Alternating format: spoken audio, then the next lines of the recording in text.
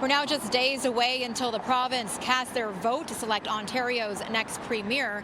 Yesterday was the last day of advance voting, and today all four major party leaders were out rallying to gather support of those who haven't made up their minds just yet.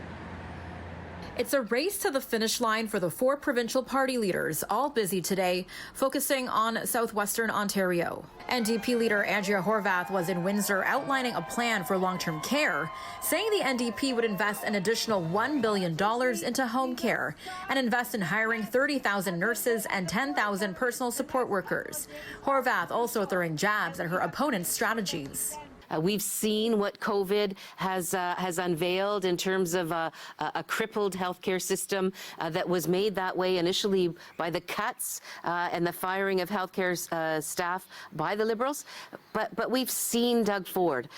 We've seen Conservatives, not only with Doug Ford at the helm, but in the past, Conservatives always cut.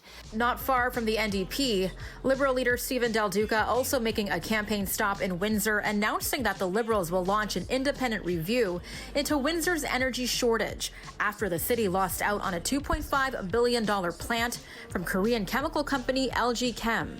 He also had a very clear message today, trying to steer voters away from Doug Ford.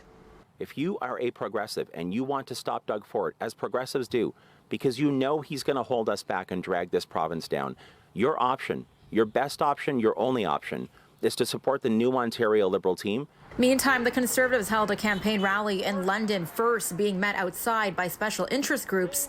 Then inside, Doug Ford was interrupted while on stage. Thank you for coming out today. Mr. Ford, you're privatizing our health care. You need to be honest with Ontario. Friends. In a last-ditch effort to attract London voters, Ford ran through a list of promises, saying a re-elected PC government will bring higher-paying jobs and more investment in infrastructure.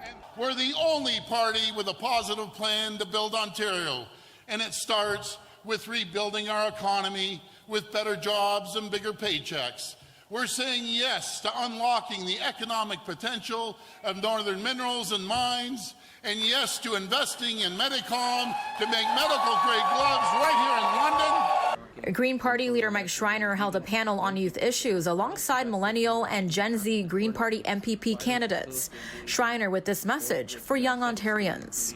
I just want to say to young voters that you have a tremendous amount of power if you go out and vote. And so I encourage each and every one of you to vote this week. In CityNews exclusive polling from Forum Research, data indicates that the PCs are heading towards their majority win, with 38% of the vote. However, if this election were to be held today, polling predicts the Liberals could take over from the New Democrats as the province's official opposition. But with 4 days left of campaigning, only time will tell. For any party to do well, they'll have to do well here in the GTA, which holds more than 50 of the 104 legislative seats in Ontario. Now, Election Day is on June 2nd.